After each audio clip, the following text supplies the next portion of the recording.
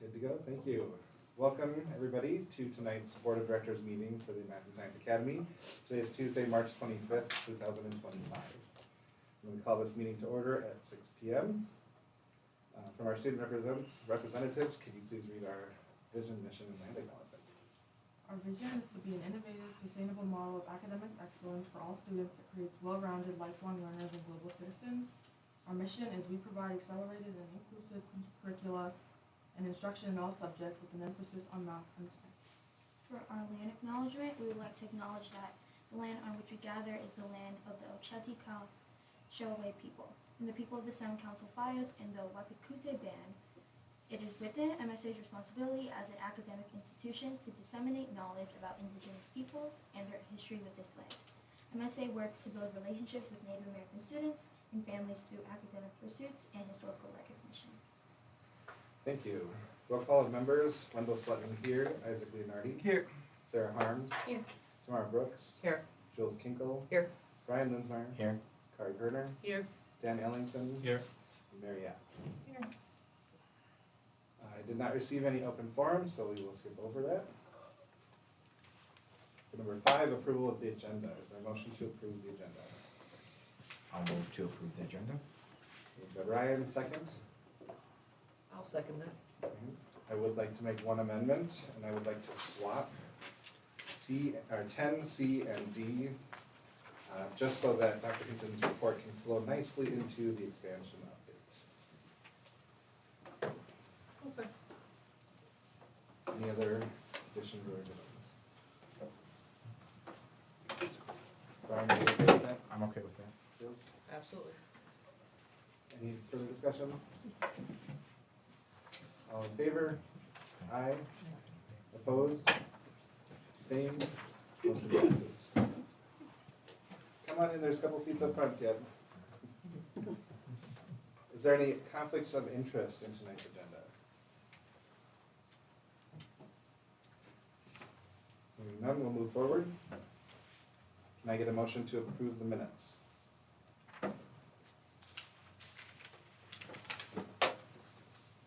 I move to approve the minutes. Is there a second? I second. Discussion?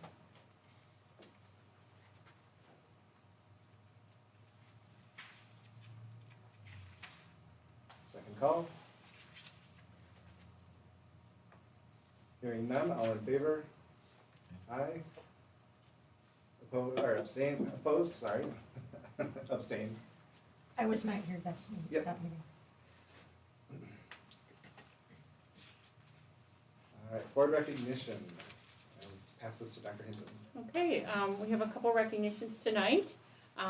First recognition is for Idris Ahmed. He was the youth, or the Washington County Youth Innovator by creating an app, right? Can you tell us a little bit more about your app? Come on up, Idris, because I'm afraid I will butcher what you did. Well, first of all, thank you. I recently won the Congressional App Challenge in Representative McCollum's district this year, competing in a nationwide contest against 12,000 other students. And I won first place in that contest for an app called MinVotes. And the idea behind MinVotes is that when I was talking to some of my peers and when I was researching, I found that surprisingly few young people know the basics of voting, where they can early vote, where their polling place is, whether they're even registered.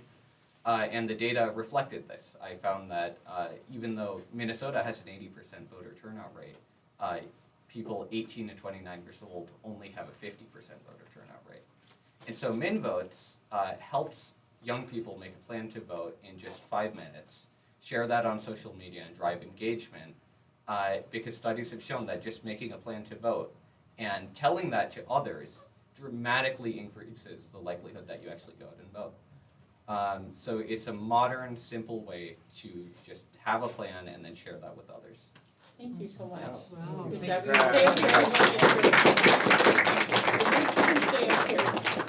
And then we have 2 National Merit Scholarship finalists from MSA, so we're really excited. to congratulate Ethan Jones and Rigo Tesaro.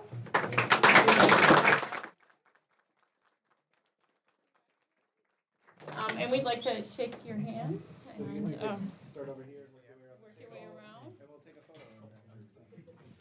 Thank you. Thank you. Good job. Thank you. Wow, that's really good. Thank you. That's an Thank impressive you. app. Thank you. Is Thank you. it in the app? Congratulations.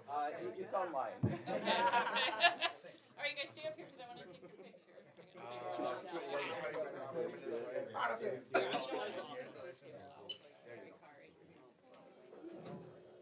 Should go around there? Here, if you guys want to kind of just come around this way so it's a little bit easier. That's it's not the camera, it's the microphone. Okay. Okay. So if you guys can just scooch back just a little bit. The log here. Behind your window. Oh, okay.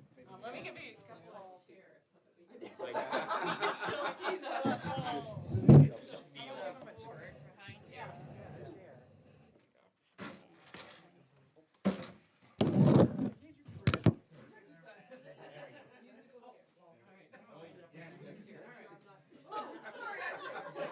It's someone itself. There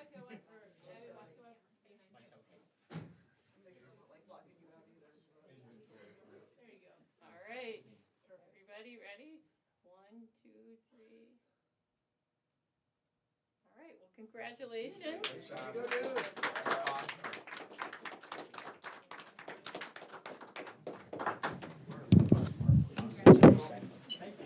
Congrats. Yeah.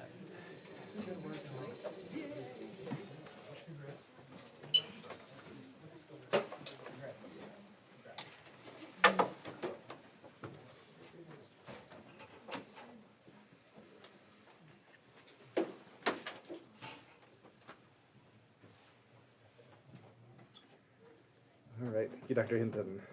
Is there a motion to approve the consent agenda?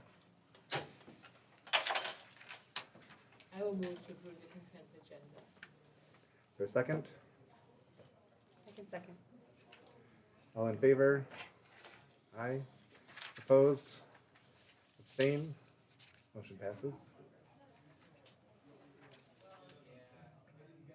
On to our board and administrative reports. First up is our students. So first for our student events, I have the speech showcase, and this Friday at 6 p.m. MSA speech team will be having their annual showcase. If you're unaware, speech is basically a competitive activity where students go to different tournaments and perform a speech they have either written or compiled. And now that the regular season is over, students will be showing off their talents at the Hannaford Performing Arts Center on Wecker Lake.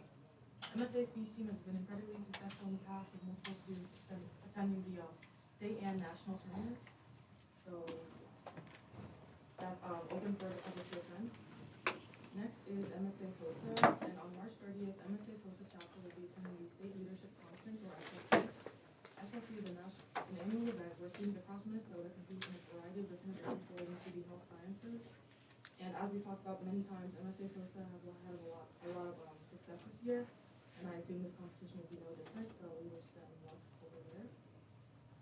Then next for student recognition, April is Autism Awareness and Acceptance Month, and MSA Junior Joe Yap is hosting research project work days where people will learn about facts and misconceptions regarding autism, and as well as learn ways to educate the MSA community about autism and promote acceptance. Maybe Mary, I don't know if you have anything you wanted to. It's a big push.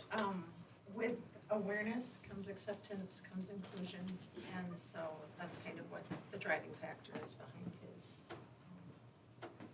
project. So you'll hear more about it. He has a whole slate of stuff. And then finally, I wanted to talk about MSA student Rocky E.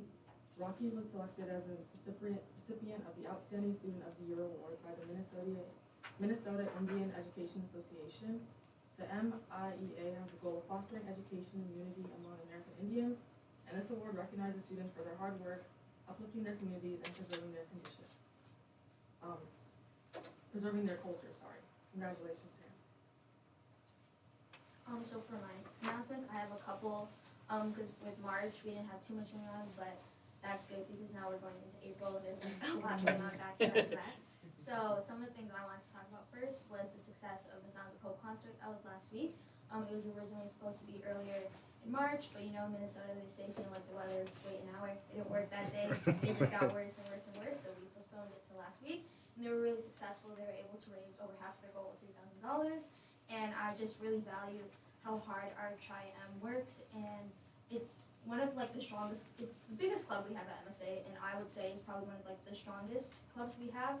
They work so well together. They put on so much events and so much concerts, and I heard at the concert they did a really good job. I was hearing a lot about the jazz band after the concert, so I just really wanted to highlight their success with the concert. Again, with Tri-M, this week they have a food drive going on, and so when you come to school, you're gonna see a lot of Tri-M volunteers and just students pulling up signs, accepting food donations, and they're gonna send all that food to the open cupboard, and they're still accepting donations. The food drive ends on Friday, so if you have anything on around or you want to go out of your way to support Tri-M and Open Cupboard, it's a really great cause, and I know they really appreciate it. I didn't know if you want to add anything, Mr. Sletton, to those two things I said. Nope, beautifully said. Thank you. And the last thing I wanted to add is NHS is planning a bingo night for April 25th. This is the first time we're ever doing anything of this sort. Me and the other EC members, we came together and we realized we wanted to push our community outreach further. We were like, what more could we do? Because when we set goals for ourselves, we don't want those to limit us, and we've hit a lot of our goals this year. We were just saying, what else can we do? Like, how farther can we go with our community outreach? So this is the first time NHS is putting on any event like this.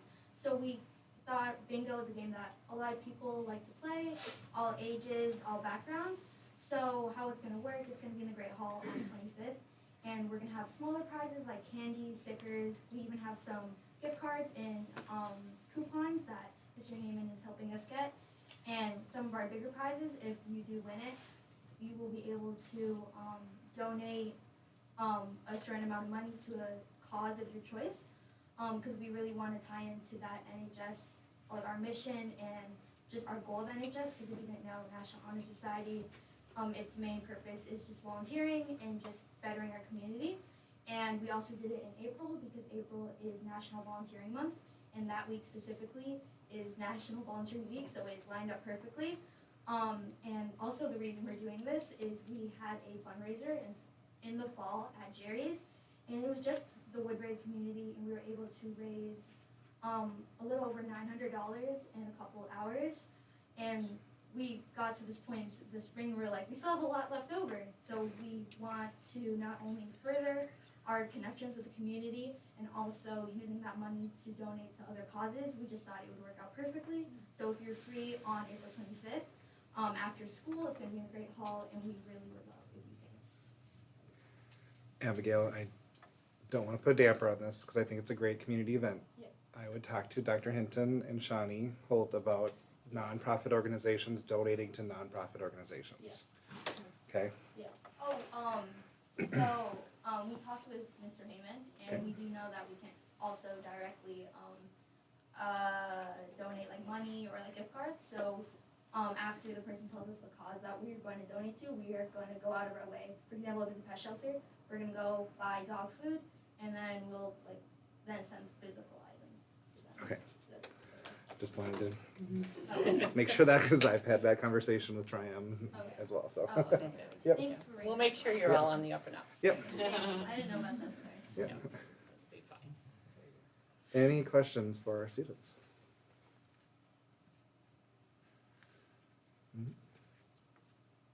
I do want to add the governance committee down there. We had a meeting on yesterday, and we had a really great conversation with our student reps in regards to policy 102.1 and just how we can better improve what we're doing here at MSA. So I want to thank both of you for your input on that. That was really appreciated. All right, my update from the board report. A couple of things. In our meeting a week ago tonight, we had our finance training, our yearly annual finance training.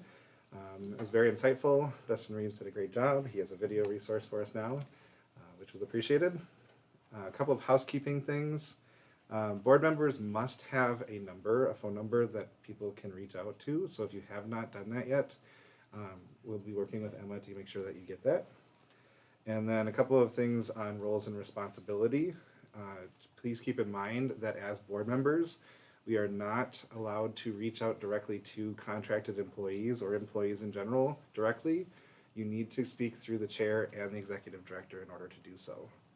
So please keep that in mind in your leadership role. Okay. Dr. Hinton, expansion report. Okay. Well, I'm not gonna do the whole expansion report, I've just got a few things from the school side and a little bit of a discussion about where we are in the budget drafting. So, just so from the school perspective, we're in the process of interviewing for elementary principal position as we plan for our elementary expansion. We posted the position on February 24th. We had 22 qualified applicants. Our focus group of potential elementary families identified characteristics that they would like in a principal. And then our elementary advisory group, which is made up of teachers, potential parents, and our enrollment coordinator interviewed 7 candidates and recommended 4 to move forward with the process. A team of administrators is not currently like this minute, but we are interviewing those 4 candidates. The principals are, I'm not in those interviews. And then they will recommend 1 or 2 finalists for me to interview. We're hoping to make a decision early April. And just so that anybody, if there's any questions in the event that we were unable to offer elementary grades, we would still need an additional principal for our expansion, and we would need someone to help us with that planning. So that's where we are. We expect that we will have elementary grades. That is our plan, but if we don't, there is a plan B. I also know that there's been some concern about whether or not there would be a charter school moratorium bill, and it was introduced in the Minnesota Senate. The bill did not get a hearing, so it will not be included, and it's not included in the Senate Education Omnibus Bill. And there's also no companion bill in the House, so the pathway to passing is exceptionally challenging at this point. And then if a proposed charter school moratorium were to pass, it would prevent us from adding grades, but we're already approved to operate on 2 sites. So we would still be able to move forward with our expansion. We would just focus on students in grades 6 through 12. But we would still push for the 2,000 students that we need to make this expansion work. We do not expect that to happen, but there is, if in case anybody were to ask, there is a backup plan. In legislative news, the governor released his budget on Monday, and it calls for $100 million in cuts to education. This is just a proposal to be read. There's a lot of sausage to be made at the legislature.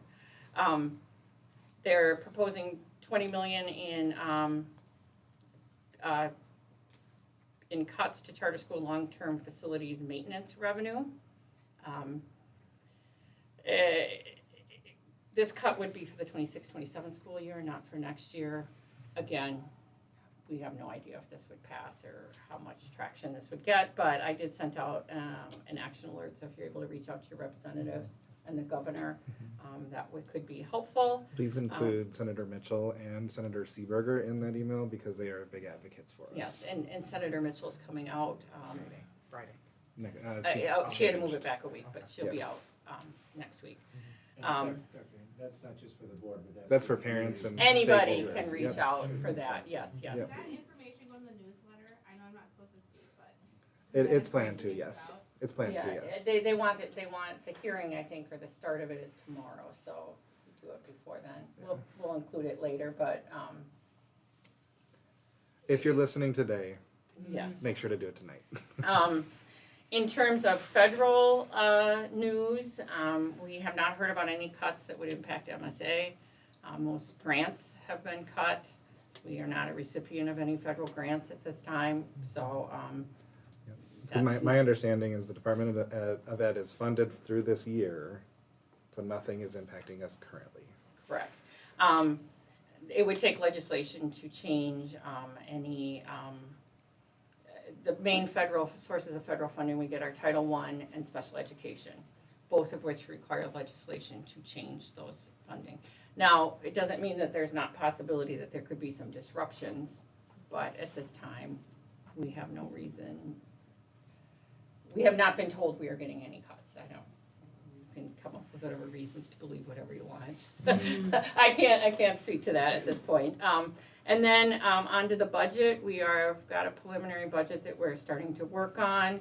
We have it balanced, but there's still a lot of work to be done as we haven't met with our pay scale committee.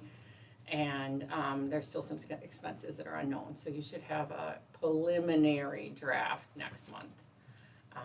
Our enrollment is going smoothly. We have a large number of students who have accepted their spot from the lottery. And at this time, we only have 2 students who have indicated that they're not returning next year. It is also quite early. We expect that number to rise, but that's quite low for this time of the year. So we'll continue to watch that. But our wait lists are still record lengths, so we're not concerned about hitting our enrollment targets at this point. And that's all I had. Any questions for Dr. Hinton? Mary has a question. We're not concerned about not hitting our enrollment. Are we concerned at all about being over the top of our enrollment numbers? Well, we would be concerned if it, we're not going over though. Right, So- okay, so we didn't, I know in years past, we've figured out, we plan to have this kind of attrition margin. We don't have that plan this year, what you're saying then, correct? We expect to be at 764 for next year. Okay, There's a lot that goes into how we admit students, but we expect to be at 764 at the start of the year. Okay. All right. Next on the agenda is an expansion report, and we do have JB Vang here as well as Bruce Sorensen from Hilltop. So, Take it away. Prue and Bruce, I don't know how I order you guys, and Ashley and Serena are also here. And we can pull up some chairs too if that's more comfortable. I can do a construction update and then I'll pass it off to Bruce over here to provide an update on the bonds. So regarding schedule, we were previously planning to close on, actually today.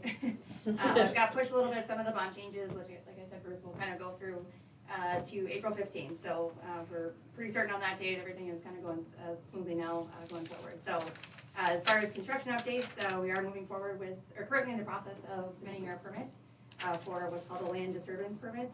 So essentially allows us to do kind of the footings and foundations and the site work initially on site before we bring the building in.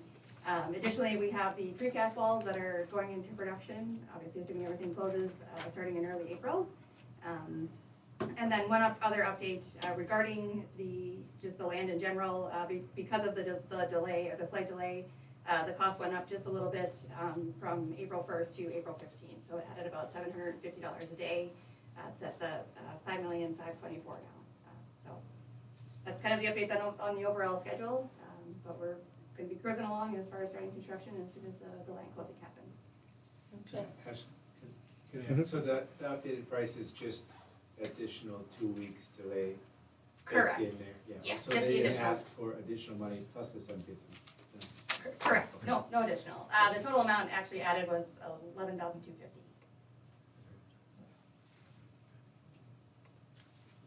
Thank you for the clarification. And then Bruce can kind of go through the, what did you want? I was just gonna say Bruce can go through the updates on the bond changes. Sounds good. Good evening, everybody. Thanks for having me, and thanks for your patience as we've been working through this process. I know this has been a long process for you guys from sort of all along the way. You've had a lot of hurdles that people have been throwing up in front of you, but you've been clearing them all. We're getting close. So just a little recap on how we ended up in the timing that we're in. There was one provision in your existing bond transaction from 2020, and it's called a rating maintenance provision. And it says if you're gonna do something that's gonna cause your rating from S&P to be downgraded, you're not allowed to do it. Unfortunately, taking on another $53 million worth of debt was enough to cause S&P to downgrade you one notch. And so it took a while to get through that process. We didn't know whether it was very close. You guys have such a good enterprise profile that even taking on that kind of debt, there was a large debate whether or not to downgrade you or not. unfortunately, at the end of the day, they're analysts, and the numbers matter. And I think the fact that it was, the increase in construction costs since last year when they wrote their last rating report, they were expecting 40 to 45 million, and the 53 was just enough higher with the inflation of the costs that they just weren't able to get there. So that's how we got there. So you're still allowed to issue bonds if you go and get the consent of the investors to waive that provision. So we tried that route. That would have been the best possible outcome because we could have left the existing bonds outstanding. That puts them in a very difficult position. They're basically agreeing to have their current holdings devalued for you to go do this new deal. So they're gonna agree to having their holdings downgraded from the BB+ that they are currently to BB. And that's a hard thing for them to agree to. They're the keepers of those bonds for their investors. So they came back, a group of them representing a majority of the holders, 4 or 5 of the big institutions that hold the bonds, said, we can't do that, but we would agree to changing the call date from December on the 2020 bonds to May, so that we can currently refund them and roll them into the financing. That way they don't have to agree to have them devalued. So, unfortunate, it is gonna increase the cost on that piece of debt, but in the grand scheme of your overall debt, you've got 61 million versus the 8 million that you had outstanding now. It's a small increase in cost in the overall transaction. So we went back to work, came up with a restructuring plan and presented that consent to the investors this past week. After we report that on Friday, we had 85% of your investors agree to the basic plan. We presented sort of the outline of it and a summary of it. We didn't give them the full official statement yet to actually sell it to them, but they know what it's gonna look like when it comes, and 85% of them said they were in favor of you moving ahead. So we are now rushing to get the official statement finalized. It's been a lot of work to just get through this process to get back to getting the deal ready for market. We're getting very close. You guys got the most recent draft. I will point out that it is kind of a final draft, and it is still in draft form. We're still dotting i's and crossing t's.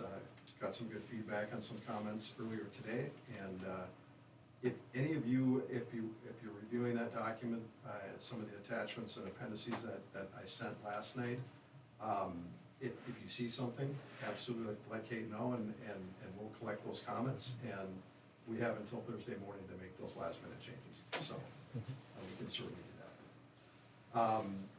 Our plan going forward is to, we're supposed to hear back on the public rating from Standard & Poor's. We think it's gonna be BB with a negative outlook, just because it's still a big expansion deal. Doesn't sound as bad. I mean, that basically says if something were to go wrong with your plan, that's why there's a negative outlook, because it's very dependent on the enrollment that you expect to get in order to be able to afford it. So you have to prove it to them. Once you do, they'll take that negative outlook off, and you guys will be back on the road to rating improvement. So that's on Wednesday. We want to have that, given the circumstances with the investors, we want to have the rating in hand. Sometimes we print the POS without it and we get it later, but just given the significance of it, we're going to wait until we have that in hand. So the plan is to post the offering document on Thursday, and that will go be posted by a company called MuniOS that sends out alerts to the whole bond world every time an official statement gets printed. They'll sign up to get alerts for whenever the charter school comes out, so they'll have it in their hands immediately. We're also going to post we call it a roadshow, so it's basically the PowerPoint presentation to give them the Reader's Digest version of the several hundred-page official statement, so they can see what the business deal looks like quickly. That'll be posted at the same time. The rating report will follow that, so they'll have all of the pieces of information they need to make their final decision. We are offering the existing investors the right of first refusal, given that we needed their consent to go forward with the deal. That'll be clearly stated in the offering document. If some of them don't participate, we may still need other participants from the market, but those guys will have priority orders basically during the order period. You've got a great group of investors, they all love this school. I think the 85% approval rate on this amendment was indicative of that. One of them is Allspring, which is Wells Fargo's mutual fund family. Thomas Steckman has been involved with your guys' bonds since the very first bond issue. He loves the school. He says it's the best deal in his portfolio. So that's a little anecdotal. You've got Nuveen and SIT, who's a local investment management firm. You've got Goldman Sachs, Columbia, all of the big mutual fund families that buy tax-exempt bonds are in your investor group already. So we expect this to go well. It's just going to come down to a negotiation on the final price. We think that the level that we've got in the last proposal we made keeps you guys at the level of revenue that you were comfortable with before. We had to extend them, which increased the cost of the bonds. Still raises enough money for the project. So I think it meets all of the major goals that you set out as a board in terms of the affordability of it and raising enough money to complete the project that you envisioned. So that's my report. Happy to take some questions if you guys are. Yeah, go ahead, Dan. I had a couple, Bruce, thanks for the update, I think that was quite thorough and answered a lot of questions. On the 85%, do we need 100% or is 85%? We needed a majority. So we got the majority, so the other 15, sorry, is that? No, I mean, it's funny that you should ask that, because there was a debate on whether just the 85% should get the right of first refusal or That's what I was all. gonna ask. And at the end of the day, we're gonna treat them as a class, because they're all being impacted by the early fall. And if they did vote for it, they still have to do it. So we'll get, and I think it's not gonna change the outcome very much, and it seems like kind of a fair thing to do. So. Second follow-up one, and maybe I missed it, but do we have to go back to the city then with the new number? Yes, so we're back at the city on the 2nd, and, that's just, the only change is to increase the amount to cover and to mention the fact that we're refunding the existing bonds. That wasn't in the original resolution, so it's just to be. Have we talked, I haven't been involved in that, have we talked to them lately, are we feeling that this is okay? Yeah, I mean, I think they approved the transaction the first time, and this is really kind of a technical change Yes, to agreed. accommodate the investors, so. They don't have any like hard limit that they're hitting up against. I remember they discussed just a little bit about the threshold that they could bond, and I think we were a small portion of that, right? So another 8 or 9 million is not gonna break it. Yeah, I think on the conduit level, there's no limit to what they can issue. Okay. And it's unfortunate, we had enough room built in it, we had 60 million, and we're at about 61. So we just, we did put just enough cushion. I wonder why we put cushion in those resolutions. Yeah. Yes, I have a question, Bruce. In your general experience with bond rating, it's expected for our bond rate to go down because of the large amount of debt we're taking on. It's standard practice, but everything else has been going as you expected it. Yeah, I mean, so they have the two main things that make up the rating are your enterprise profile, so that's who you are as a school. The results that you get academically, it's based a lot on your history, and you guys have consistently developed or had great results pretty much on all fronts. Right? You get kind of the highest marks you can get for your enterprise profile. Mhm. And then they start looking at the financial ratios and your debt per student, and it's going through the roof, obviously, by multiple, by times 6. Mhm. So that's hard for them to look at your historical financial performance and reconcile it with. They're very backwards looking. They're kind of, show me your results, and then I'll give you a rating based on that. So they can only give so much weight to the projections. And even though you have a fantastic wait list, and the interest list for K-5 is through the roof, and they look at all of that stuff, but it's still all somewhat speculative. And I think there are two things that probably they couldn't get past. One is that you don't have the approval for K-5 yet. it's in process, and they expect that you'll get it, but you don't have it in hand. So that creates a little, Uncertainty. just a little piece of risk that they can't quite figure out how to factor in. And then the other thing is, you have construction risk, which always adds an element of uncertainty to these transactions. For, you know, they want to eliminate all of those risks. In the best case scenario where you've got an investment grade school, you don't have any of those factors. It's all based on, they can afford this debt on the money they generate today. So this is not that. And with a large expansion, there's not much you can do. There's just not, it just is what it is. You know, that's the nature of a large school expansion. You'll be happy to know that we're taking out the rating maintenance provision in the next set of documents. So the next expansion, this will never be a factor again for you guys. Mary, I have a couple of questions. One of them deals with a document that's coming up later in the agenda, which is the redlined resolution 25. On page, looks like page 3, they're not numbered.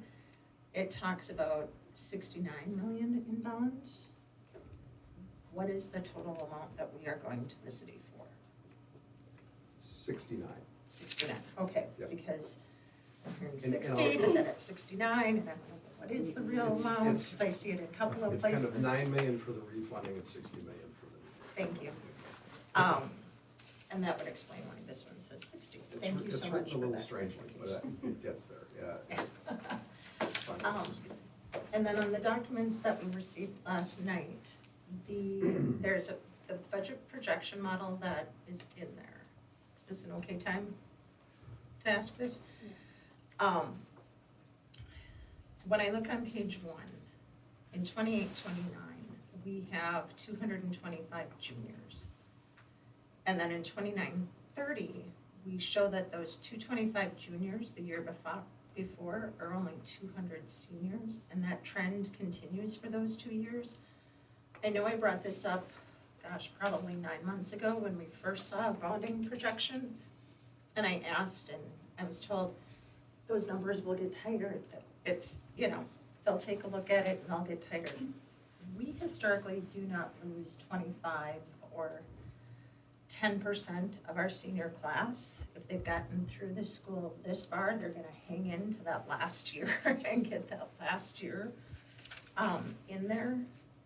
Can you explain, is that a typo? Is it a, what, I guess my question is what is the thought behind that? Because I want these Those are documents to be as complete and concise as possible when we're going out to the board. Those are your projections. Yeah, those are ours, so which,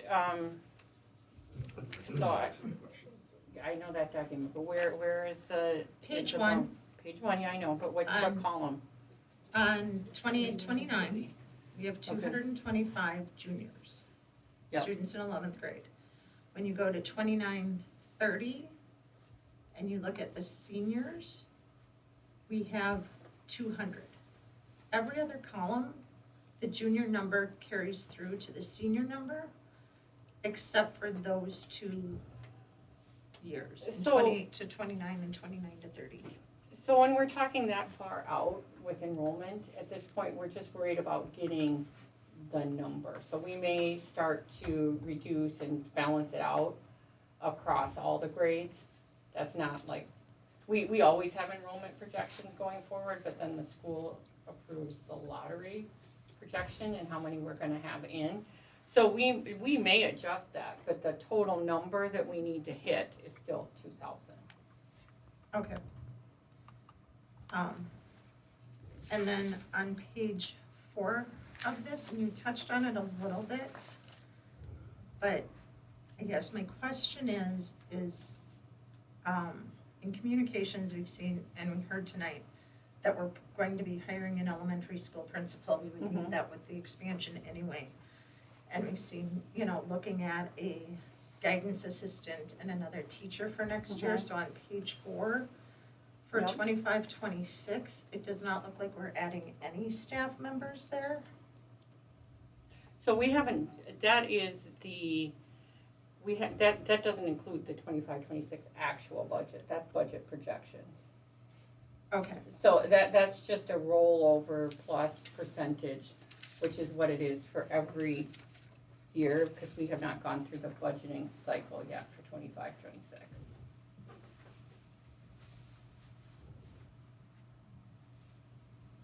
okay.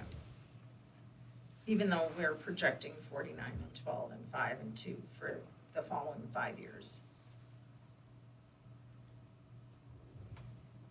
Do you follow me? Yes, I follow what you're, yes, I do. That's just going by, if you look at the increase in the number of students, that's a formula. Okay.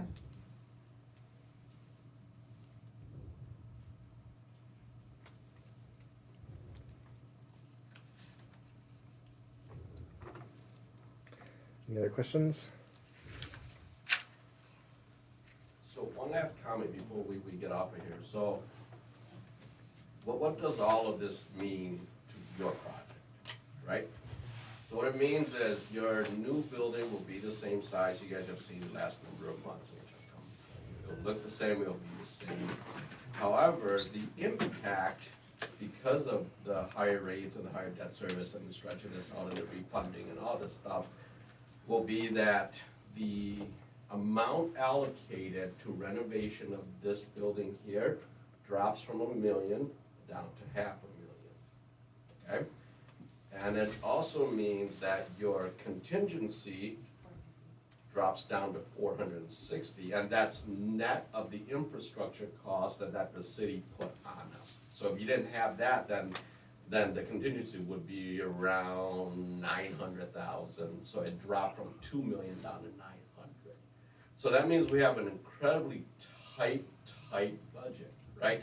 So all of the stuff that's in your ad alternate is gonna have to sit there and wait until we get out of the ground.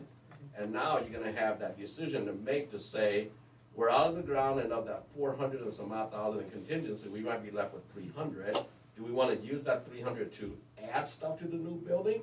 Or do we wanna use that 300 and add it to the 500 and renovate this building? So your decision, you just have to make more tighter decisions, and the project just got a little bit tighter for us, okay? We don't believe you're gonna run into a lot of unforeseen because of the amount of soil testing and stuff of that nature that's done there, but everything's on the ground. We could have missed it by half an inch, and now we go in and now we see it's all goofy stuff and we can't use it, right? But it gives you a sense of where we are in that budget. In order to get you what you guys want, we went from $1 million here down to $500,000. Your contingency went from 2 million down to a tad bit under $1 million. Take out the infrastructure cost, you're left with about 400,000 left. Okay? So it's a little bit tighter. I just want you guys to understand that. There's a lot of soft costs in which we budgeted for. If we don't spend all of those soft costs, such as where development cost fees, in which are paid to the city, we budgeted $500,000. If we don't spend all that, that goes back down into contingency. We budgeted $500,000 for soil contamination work or stuff of that nature. We don't use that, that goes back down into contingency. We budgeted 400,000 for sack and whack, and it came in at what? 270. So we got a couple $100,000 rolling back down into project contingency. So gives you a sense of where you are, okay? So it's not as comfortable as we were when we first started, but we'll get through that, so, okay? And then, right now, if everything happens the way Bruce says, and if you go out there and get investors to buy the bonds, pre-closing on the 10th, which is a Thursday, we need the board chair for the ABC, the board chair for the school, and the school director at that pre-closing, and that's gonna be in person in Minneapolis. Okay. And then if everything gets signed, and that's the day where you guys sign everything, once that's all done, the attorneys have Friday to go through stuff, make sure everything's okay, collect any last things. They fund on Monday, the 14th. It's all yours now. Okay? We wanted to leave an extra day. Who you looking? Well, that's it. That's your project. After X number of years, it's all coming down to right there. Okay? Would it be possible that for our workshop in April, you can have an updated time schedule Absolutely. timeline? Yeah.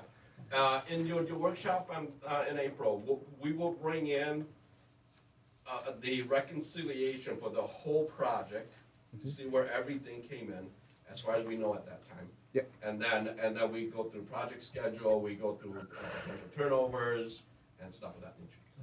Okay. Perfect. Any other questions for Coop?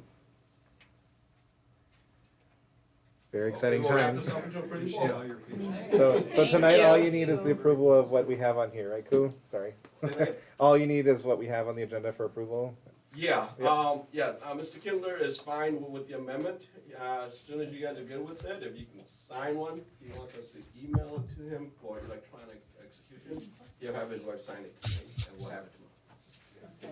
Do you need the Yeah. ABC chair to sign it, or the?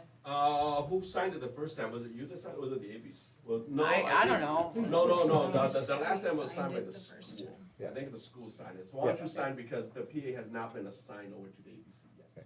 And Craig is here virtually, so that's who Oh, is. Craig, you're here, I didn't know that. Yeah. Sorry.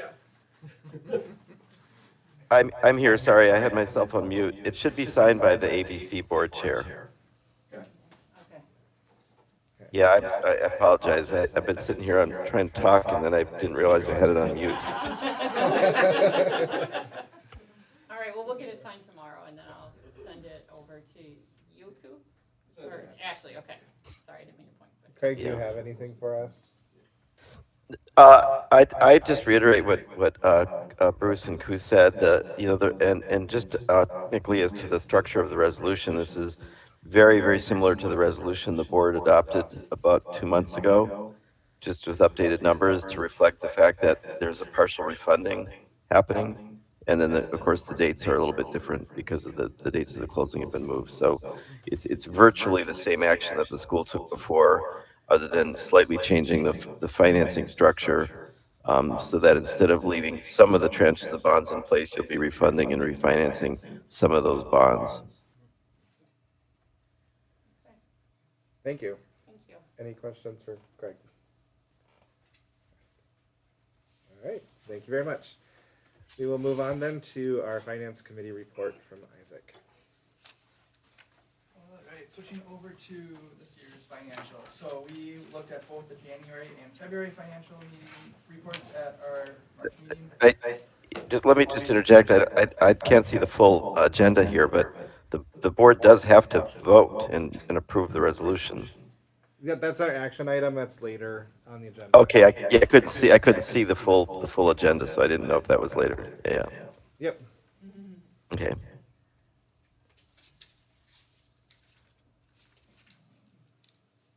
Yeah, so back to financials. So January and February financials. So January was really similar to what we had before. The surplus was 68,000.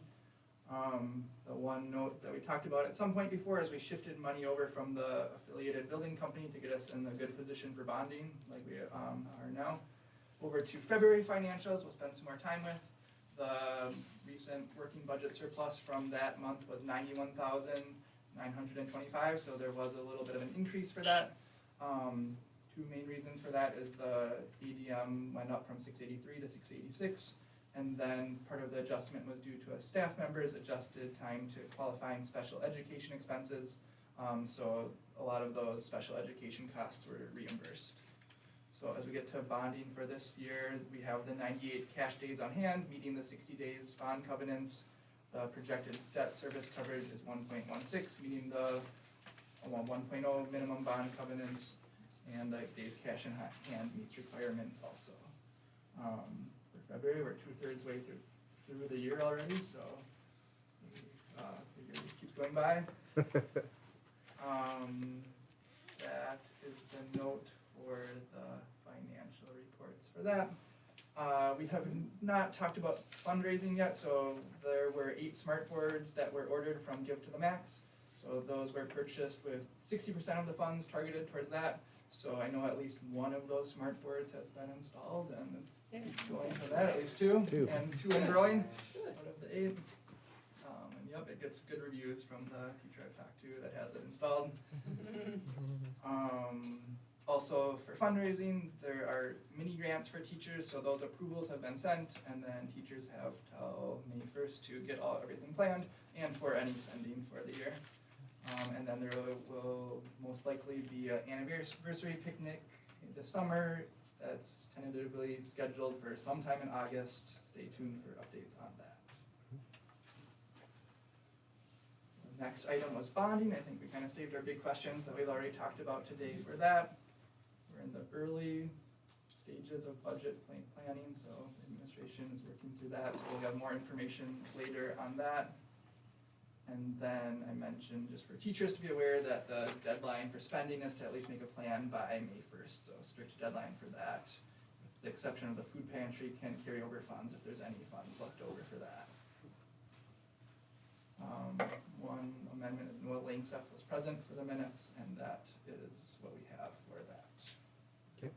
Any questions on, actually, let's make a motion first. Yep, I will do them 1 month at a time. Yep. So I move to approve the January finance reports. Is there a second? Seconded by Mary, yep. Discussion?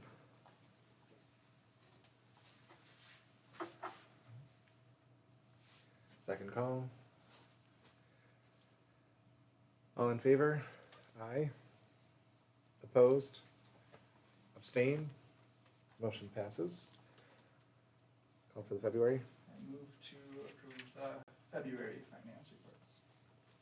Seconded I'll by second. Mary. Discussion?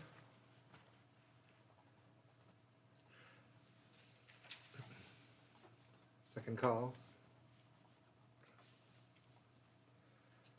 All in favor? Aye. Opposed? Abstain? Motion passes. Thank you, Isaac. Governance Committee, So you'll see in the agenda, it says update, we met yesterday.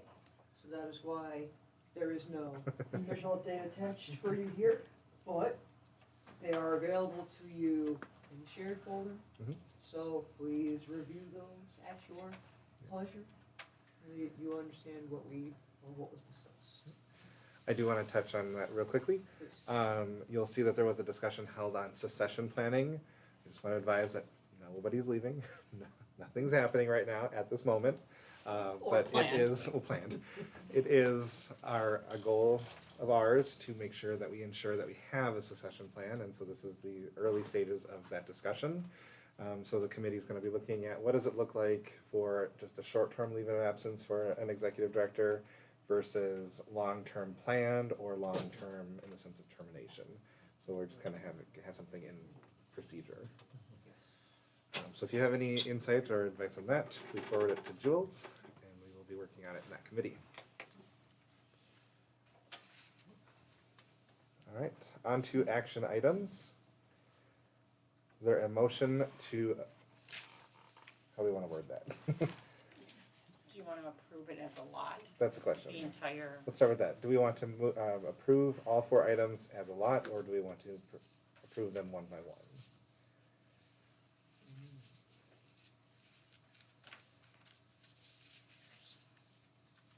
If we do it as a lot, I guess we can still have a discussion on any one. Yep.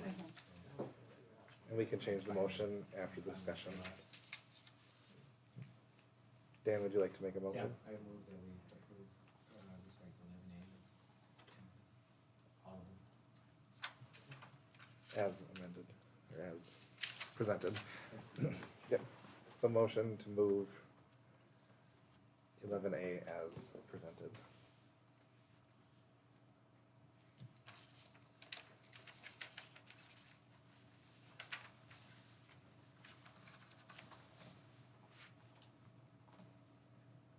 Is there a second?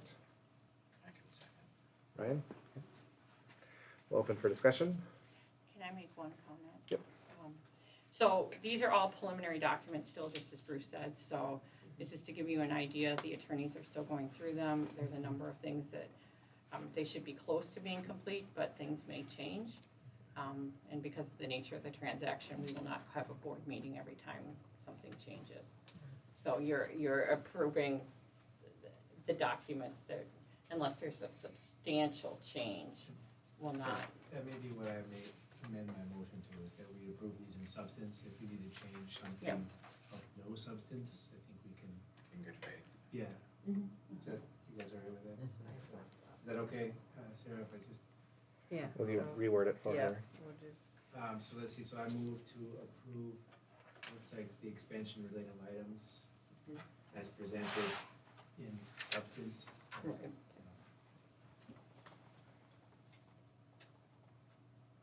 In substance, meaning if the attorneys feel a need to adjust. I guess minor details, and I don't know that we wanna get into what that is, but, I mean, if it goes from 60 to 100 million, that would be a. That would be substantial. Right, right. But if it's 60 to, 65 to 61.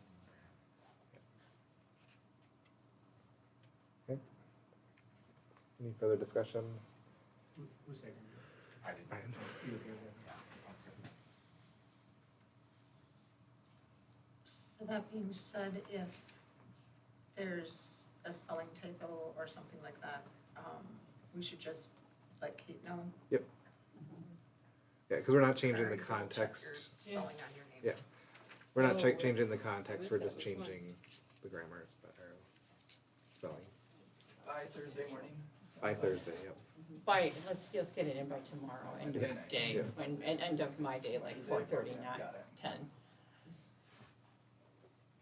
Yeah, I had. Do we need to minor add that? things too. I'll just send you an email. Yeah. So we need to add that Asking. in substance until March 26th. Well, Sure. there's things that Or- could end up having, I would just say in substance, because the Okay. regulators will have to go through it, they may have little tweaks that they want. Mhm. So, because this is a regulated deal. What about, just thinking out loud, if we get the final version kind of in a red line state, would that be possible? Then that way we can say, No, well, it's hang on, changed. that's more substance than I was thinking, and we can have a discussion at our next meeting? By then Maybe it's- too by then late. it's gonna be It's too gonna be late. too late, It's because, gonna be too late. yeah. But if there were something that came back from the regulators that changed the substance, like the overall, the project fund, it was gonna change, the interest rate was substantially different, something like that, then I think we would probably have to call an emergency meeting. And we do have a meeting on April 8th for Workshop. work session, so we would add another meeting then, if there was something substantial. They don't expect there's gonna be anything substantial at this point, but if there was, we would come back and vote. And the attorneys, the regular, everyone will be all over it if we're gonna do that, we have to come back. There's a number of attorneys looking at this stuff, so. Yeah, I showed Wendell the list yesterday, or earlier today. Any further questions, comments, discussion?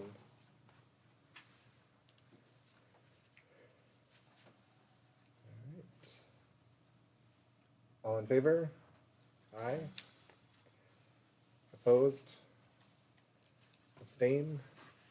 Motion passes. Future items, Christine will be here in April to kind of wrap up some more training for this year.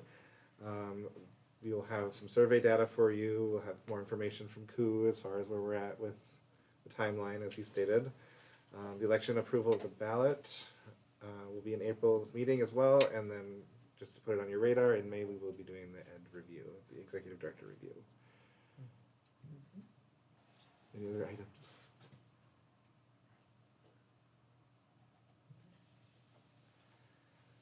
All right, is there a motion to adjourn? Is there a second? All in favor? Aye. Opposed? Abstained?